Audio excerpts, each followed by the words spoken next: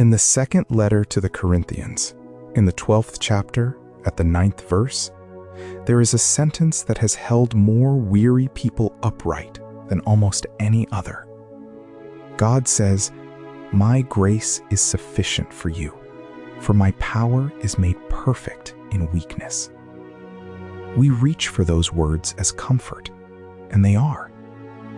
But tonight, I want you to notice what comes just before them. A man begging God 3 times to take a thorn away, and God answering not by removing it, but by staying with him inside it. Perhaps you know what it is to pray that prayer, to ask more than 3 times, 300 times, for one heavy thing to be lifted. A fear that returns every evening.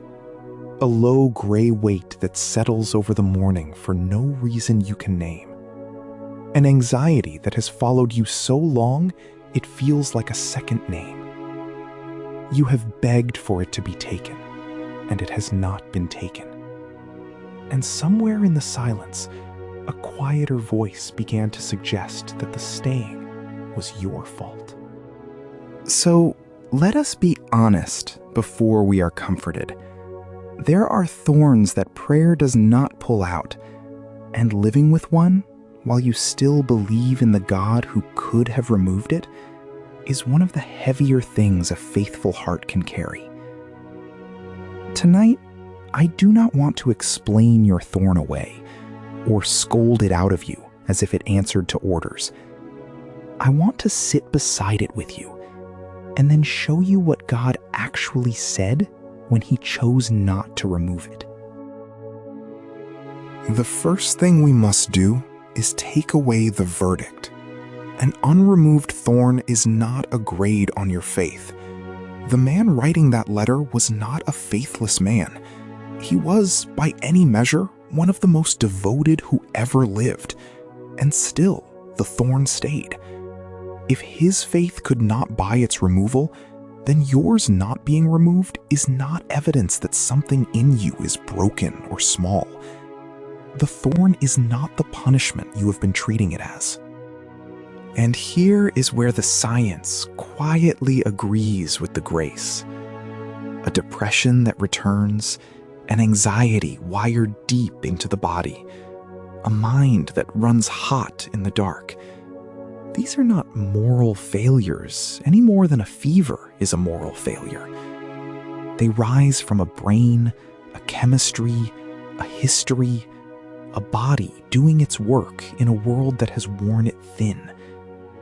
The thorn has a cause, and the cause is rarely the sin you have been searching yourself for at 3 a.m. So hear this plainly, because someone needs to say it to you. God did not leave the thorn in your side as a sentence for not believing hard enough.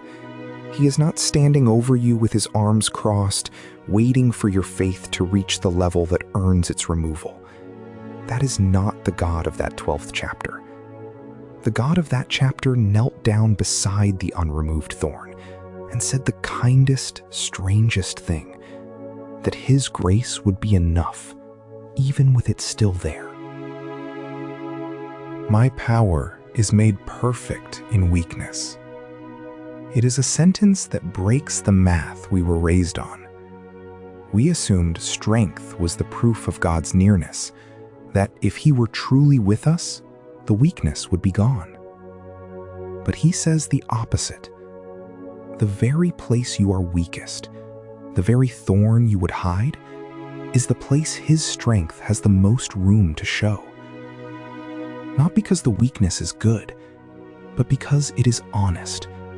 And grace meets honesty more readily than it meets performance. And this is where grace stops being a slogan and becomes a practice. Sufficient grace does not always mean a thorn removed. Sometimes it means a thorn made bearable. Through prayer, yes, and also through rest, and a friend who stays, and a doctor, and medicine that quiets a brain too loud to hear anything else. None of those is a smaller grace than a miracle. Every one of them can be the very hand of the God who made the body, reaching toward you through the people and the means he provided. In a garden, on the worst night, the Lord himself sweat as though he were bleeding and asked his Father to take a cup away. The cup did not pass, and he did not pray it wrong. He prayed it perfectly, and the answer was still no. And an angel came, not to remove the anguish, but to strengthen him inside it. If his unremoved cup was not a failure of faith, then neither is your unremoved thorn. You are in the company of the Son, not outside the love of the Father. So when the thorn presses tonight, and the old fear or the gray weight settles back in, try not to add the second wound. Do not reach for the verdict that says, "This means your faith has failed." Reach instead for the sentence God actually spoke. "My grace is sufficient." And let it be true of you, tonight, exactly as you are, with the thorn still in. The grace does not arrive after the thorn leaves. It is offered to you with the thorn still there. And on the nights when you cannot carry it on your own, when the thorn is too deep and the dark feels total, let that be permission, not shame, to reach for help. The same grace that meets you in prayer meets you in the therapist's room and the doctor's office and the steady hand of a friend who will sit up with you. God is not offended by the help he provided. He is in all of it, the way the angel was in the garden, strengthening the one who could not lift the cup. So rest, if you can. The thorn may still be there in the morning, but his grace is sufficient, and it does not rise and fall with how well you sleep tonight. What stayed is not your verdict. What stayed is the place where his strength has the most room, and he has not left it, and he will not when the morning comes.